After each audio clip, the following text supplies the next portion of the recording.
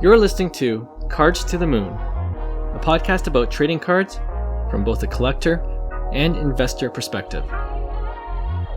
We hope you'll stick around for the ride as we take a deep dive into the state of the hobby, share some hot takes, hopefully some useful advice, and fun stories along the way. Hey guys, welcome back to Cards to the Moon. This is episode 132, and it is a Friday episode. My name is Clark from 5Card Guys on Instagram and 5cardguys.com. With me as always is Hyung of Integrity Sports Cards and John, who is Trade You at Recess. You can also find this podcast on Instagram as well at Cards to the Moon, and that's all one word. All right, off the top today, there was an announcement made today by eBay that it will now be extending its authenticity guarantee service for trading cards here in Canada, where we are from. Yeah. So for our American friends, they already know what this is about. But for anyone who's hearing this for the first time, the Authenticity Guarantee Program by eBay, in Canada specifically, it will involve any single ungraded trading cards worth more than $250 that is sold. And the next step is that it's shipped to an authenticator. And for Canadians, the seller ships it directly to Certified Collectibles Group for a, quote, comprehensive multi-point physical inspection, end quote. Then if it passes authentication, the card is sent via expedited shipping to the buyer. All right, so a couple of differences from how they do it in the US right now is I believe the authenticity guarantee also applies to graded cards. Right. There, right? Yeah. Okay, and the authenticator in the US is PSA, not CCG, right? Or CSG. Right? Yeah, CCG, yeah. So your initial thoughts about eBay rolling this program out in Canada, and just your thoughts also on the authenticity guarantee program by eBay in general, now that it's been going on for a while in the States in particular. Because if you guys remember when we first talked about it, there were some packaging concerns and also complaints on how this delays the shipping process. Right. What do you guys think? Quick question. So if you're a Canadian seller and you sell to a Canadian buyer, do you ship it to the US and then it ships back into Canada? I don't think so. Or is it like a authenticator in Canada? Yeah, I think that's how I read it. Like a local authenticator, and then yeah. Okay. So the authenticator in Canada, I believe, would be Certified Collectibles Group. So I was the one that kind of dogged it because, the first couple, it was kind of a mess the way things are shipping out. But I've used eBay a few times since, and I gotta say it's not a bad process. I don't know if it's the most efficient, to be honest, but like shipping wise, there was never any issues for me in terms of time wise. And I could see now from a seller's perspective, honestly, I sold some cards, over the past couple of weeks, and I was thinking that actually I was like, you know what? Did I just bypass kind of like the authenticator process because I'm selling from, I guess, Canada into the US. So I never had to send them to what's called? I send them directly to the U.S. buyer, so we didn't have that authentication process, right? So yeah, it was for me. It's I think as a seller, I think it provides a lot of makes it more at ease, I guess. Because now you don't have to deal with like returns. That if you send a proper card out to eBay, they authenticate that everything is good, and to me that's key, is not having buyers try to return anything when there's no reason to. Everything was fine, right? So I like it in the sense I was the early not a fan of it because I thought the process was just one step longer, but they've been able to provide great service within it. I actually reuse the packaging that I get for eBay to ship out my cards. Right. So it works out because it doubles as packaging. I think it's a lot of extra money that eBay is spending on the packaging, to be honest, because that's some like I'm pretty sure those eBay blue, protectors, aren't cheap, right? So Right. yeah, overall, I'm happy. I'm happy that it's coming to Canada. It helps the process, I think, for both buyers and sellers. So yeah, I'm all for it now. Okay. Interesting. Interesting. John? When you guys when you send it out to the authenticator, does it stay in the hands of eBay until the card is sold, or until you've removed the listing? No, after do it you guys know how that sells, works? you just ship it out to the authenticator, and then Yeah. they just Oh. it literally goes to them. They authenticate it, and they ship it out to the end consumer. I see. Right. But then your listing will say eBay authenticated. Guaranteed. Yeah. Yeah. Okay. But this is prior to you shipping it out to them. Yeah. If you list it for a certain price, like Yeah. the over the $200 threshold, Yeah. it's automatically enrolled in the authenticity guarantee program. You don't have a choice. I see.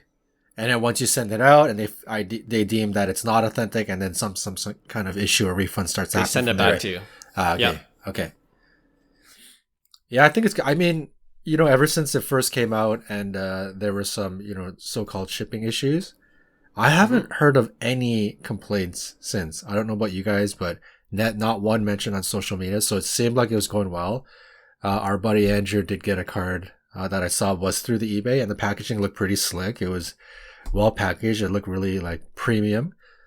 So I had nothing bad to say. And to be honest, when you're looking at especially raw cards, and you're scrolling through eBay, now I look for that. Like if it's doesn't say authenticity guaranteed, Right. I'm like, I don't even want to bother looking at this one, right? So I think it's a great thing. It's great news for us in Canada that can trade and deal. This is perfect. So yeah, I like it. Okay. Yeah, I think that's what eBay was banking on, right? That people would feel more secure with that authenticity guarantee blue check mark. And I think that's how they're trying to get more of the market share. So I'm with you guys. I think it's a great idea. I also sold my Luka Doncic silver, took a big loss nice. on it, but You sold it. Okay, but that was obviously has to go through the authenticity guarantee program. And right before the recording of the program, I saw that it got shipped to the authenticator in California, and they'll inspect it now, and then it should just ship right to the buyer. And I've done it a few times now, and zero problems for me as well. Nice. And I've been on the receiving end. That Mike Trout Bowman Chrome card that I got, that went through the authenticity program, and I received it fine. So personal experience, no problems at all. I've only heard one incident where it was a kind of a nightmarish scenario where the buyer didn't receive it, and eBay allegedly won't do anything about it. FedEx apparently lost it.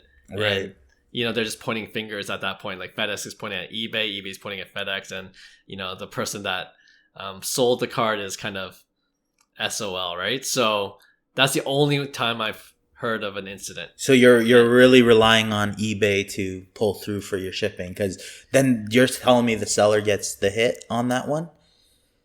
With this one incident, it seemed that was the case. Oh, that's on eBay. eBay needs to pay for that one, I think. So yeah, and you know what? This is all from the Twitter feed, so I don't know Right. exactly the details. I personally would be upset if I shipped out a card to eBay, it got there, they authenticated it, and then eBay sent it out to the customer, and then they screwed up, or maybe FedEx screwed up, whoever. But hey, This is part of the process. This is what I say. It's like, why put a process in the middle and you got to take responsibility, right? That's one extra step that you could have 100%. avoided, but I like it. Just take responsibility on that Yes. side. Yeah. Right. Yeah. Hopefully the issue got resolved, but yeah, I agree with you 100%. The other thing, before we move on to our discussion for today's Friday episode, apparently, and I don't know if this is just for the US, but you can bypass the authenticity guarantee if you set your receiving mailing address to a PO box, because FedEx doesn't send to a PO box. Right. Oh, I see. Is that So So that's why I heard. I can't remember where I saw it. I think it was on Instagram. But we send our stuff to a PO box. So like the one that we send it to is not technically considered a PO box. Oh, like a PO box address, like a PO box 106 in right. New Mexico or whatever, right? Exactly. And the ones where the websites, they say essentially it's your own address. It's not an actual technically a PO box. So that's not impacted. But if you had an actual PO box, and some people do this on purpose, like they just kind of don't want to take that extra step. They're okay with taking the risk. So they set their mailing address to a PO box, and then it just bypasses the whole authenticity guarantee. That's what I heard. I just want to kind of put it out there, but interesting. Anyway, it is interesting.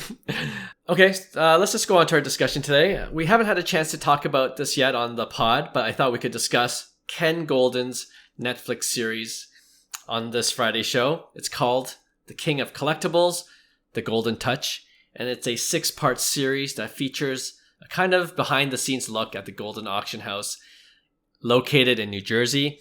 And each episode showcases a variety of big-ticket memorabilia items, including some big-time sports cards like the LeBron Triple Logo Man and Steph Curry Topps Chrome Gold Refractor.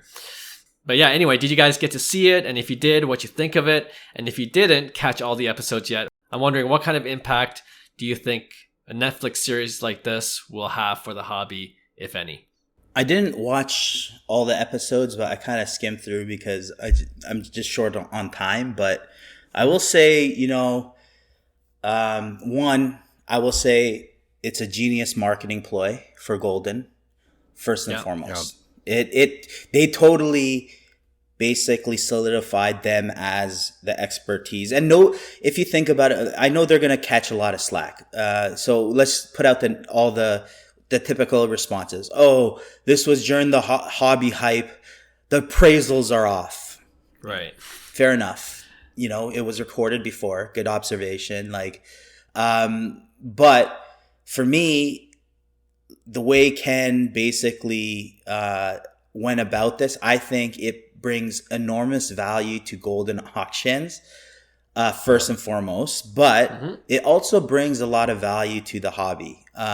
Because at the end of the day, whether it's a marketing ploy for Goldin, it's a marketing ploy for the industry in general. And I think it's clear when you said it wasn't necessarily advertising the sports card industry. It was more memorabilia and collectibles, right? So who else is going to do something like that? Who can do something there's only probably Goldin and maybe not even, I would say PWCC would have that power, because you would have to have access to, they were displaying $40 million worth of memorabilia at the launch and stuff like that. And the stuff that they're showing is ridiculous in terms of the memorabilia, very, very rare stuff.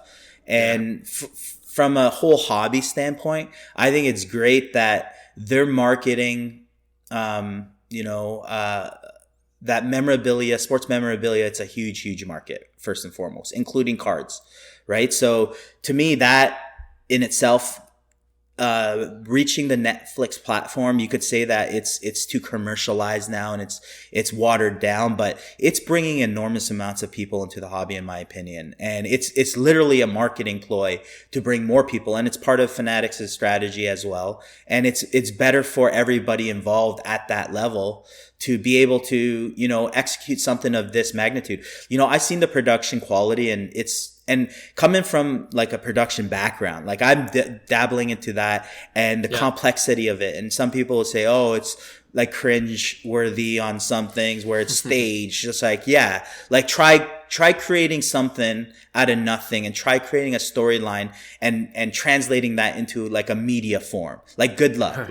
It's easier said than done for sure. It's easy to criticize what I'm saying. So obviously it's going to take those guys to kind of get into the rhythm and I haven't watched the whole thing, but I thought Ken did a phenomenal job, first and foremost. I think that it's great for the hobby because it addresses and educates people that don't know anything about the hobby. So for instance, when they're talking about like the Curry Topps Chrome Gold, that was a new guy into the hobby. They really don't know anything, and they sit down and educate them on the process, the grading process. What's the difference between a 9 and a 10 or an 8 and a 10, all those things, and why the rarity. So they take a good amount of time educating people in the hobby. And I know the hobbyists are going to be like, no crap. Like we've known that. It's like, yeah, it's not for you. It's totally different. But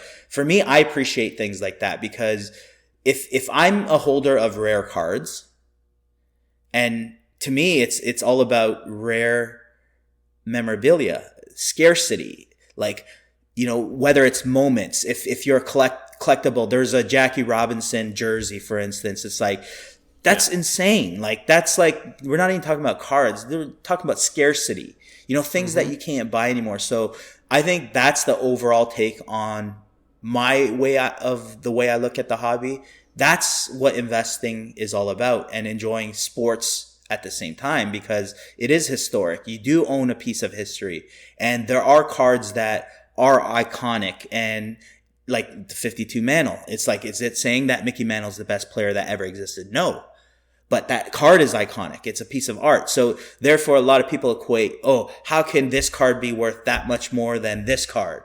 It's like, the hobby's more than just performance on sports. Like, there's so many variables that we haven't touched upon from the memorabilia standpoint. And that's why, from a fanatic standpoint, you got to be pretty excited that that's their game.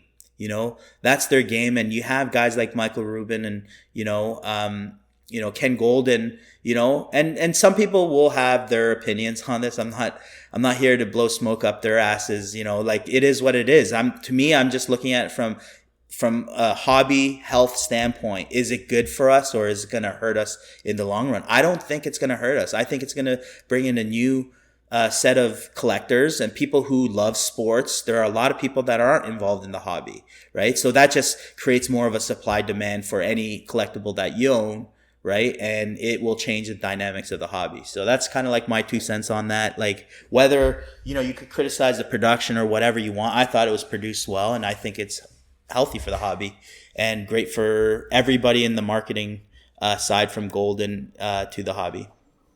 Yeah. Well said. Yeah. I watched it. I watched all of it. How many episodes? I think it was 6 episodes. 6. And it looks like, and the way they built it, obviously this is gonna be a continual thing where there's more and more episodes that continue to come out. The production value is top notch. I think they did a good job.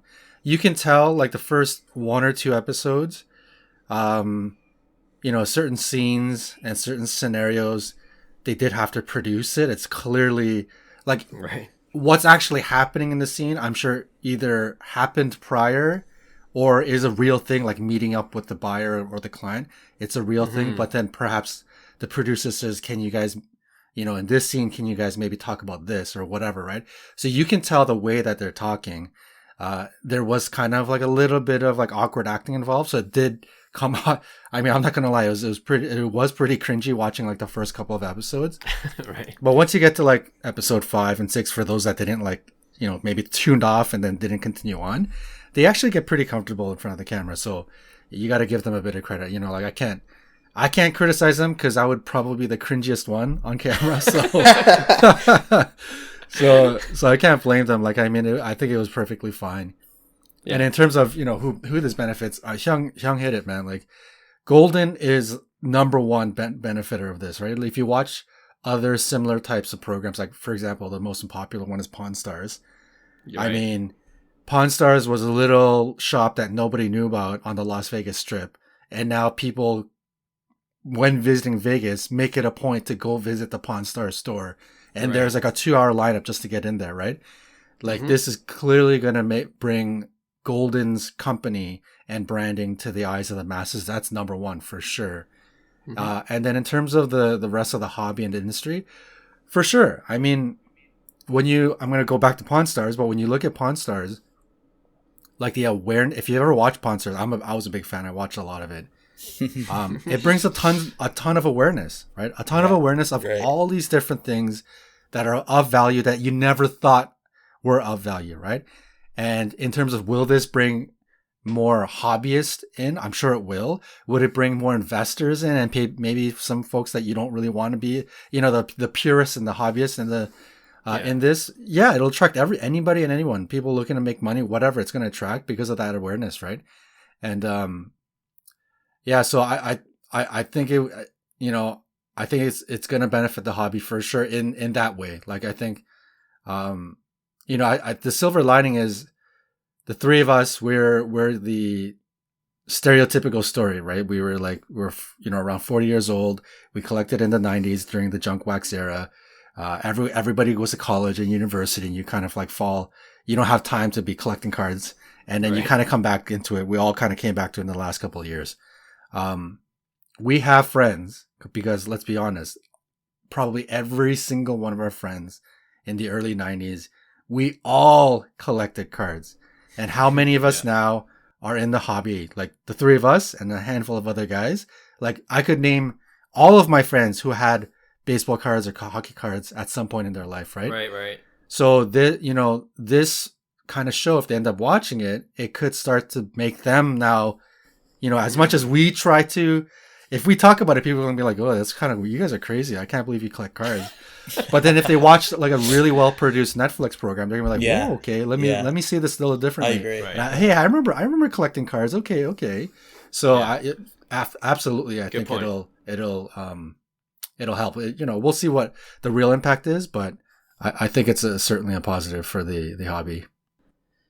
Yeah. I like all your points, and not much more to add than that. But like the fact that Ken Goldin, it was almost set up perfectly for Ken Goldin to have this series, like he was the face, like we talk about PWCC, like who's the face there, right, they're a big auction house, they're respected. Right.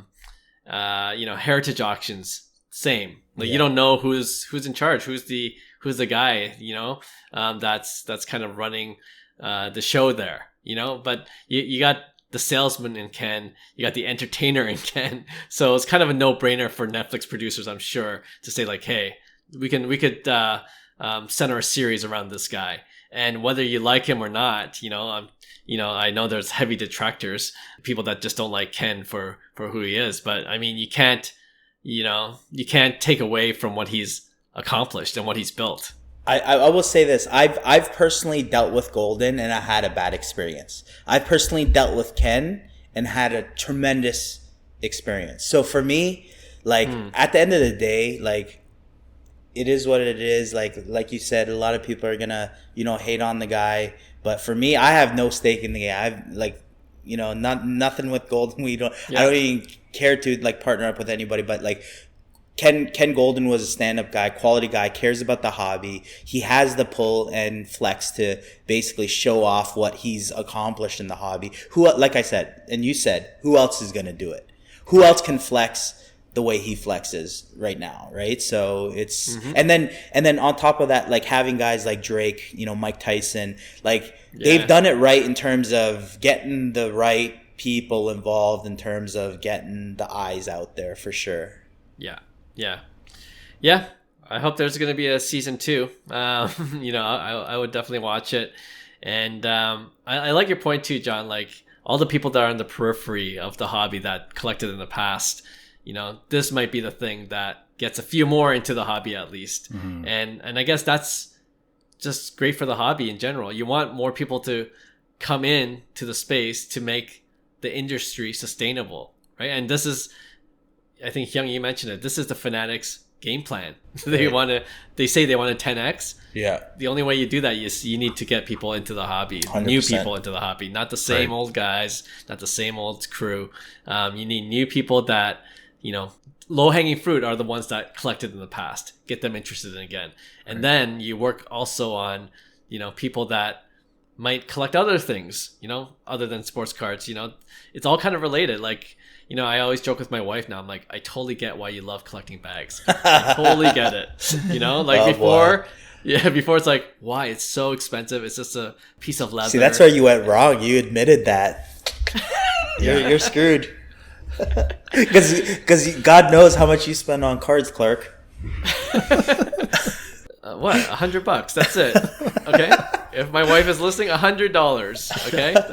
I put a hard limit. A total of $500. That's all we ever spend in one day. But yeah. I think like looking at the social media feeds generally, I think it's been positive reviews. Yeah. I haven't really heard like anyone bashing it. I'm sure there are, but I try to just look at the positive stuff in general. But yeah, I've seen that people seem to like the production, like you guys were talking about, and we'll see what happens. Netflix, I'm sure it's all about the ratings for Netflix, right? So if it does well, you can bet that there's going to be a second series. So I guess we'll have to wait to find out. All right, that'll end off our Friday episode. We'll have a brand new episode this coming Tuesday, and we'll see you in a few days. Bye. Hey, thanks for listening to Cards to the Moon. We'd really appreciate you subscribing to our podcast wherever you listen to your podcasts. And you can also connect with each of us on Instagram at 5cardguys, or you can follow Hyung at Integrity Sports Cards, or John at TradeU at Recess. You can also check us out at 5cardguys.com. Thanks again, and hope to connect soon.